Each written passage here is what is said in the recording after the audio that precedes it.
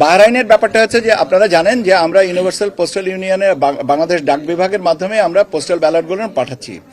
মধ্যপ্রাচ্যের এবং বেশ কিছু দেশের পোস্টাল সিস্টেম এক একটা দেশের বিভিন্ন ক্ষেত্রে বিভিন্ন রকমের।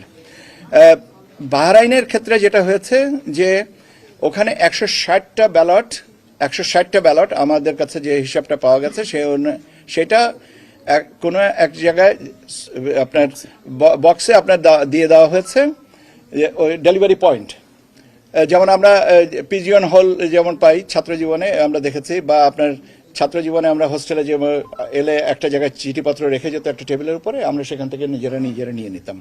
সেরকম একটা বক্সে আপনার 160টা ব্যালট দিয়ে গেছে, এবং ওই বক্সটা যখন আমরা বাংলাদেশি প্রবাসী ভাইরা যখন এসে এটা খুলেছেন 4-5 জনা, তখন তারা ওটা ভাগ করে যে আমার পাশের ঘরে থাকেও আমি এটা নিচ্ছি, আমি ওটা পৌঁছে দেবো, ব্যাপারটা এইরকম।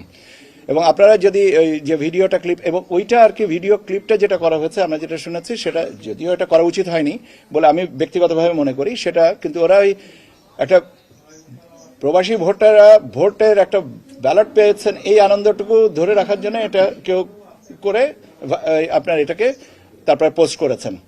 যেটা হয়েছে যে আপনারা খেয়াল করে দেখবেন যে এখানে কোনো ইনভেলপ খোলা হয়েছে এরকম কোনো কিছু নাই, এবং এটা তাৎক্ষণিকভাবে বাহরাইন পোস্টকে বলা হয়েছে যে এটা তো তাদের কাছে করা হয়নি, এবং আমাদের যিনি সম্মানিত রাষ্ট্রদূত আছেন তিনি এই বিষয়টা দেখছেন এটাতে, এবং তারা বলেছেন যে তারা এই বাহরাইন পোস্ট বলেছে তারা এটা সরজমিনে তদন্ত করে জানাবে যে এইটা কেন ঘটলো, তাদের সাথে যেভাবে যে পদ্ধতিটা অনুসরণীয় ছিল সেটা করা হয়েছে কিনা, কোনো ব্যতিক্রম হয়েছে কিনা, এই জিনিসগুলো তারা আমাদের প্রকারান্তরে জানাবে, এবং এইটাই হচ্ছে সর্বশেষ অবস্থান।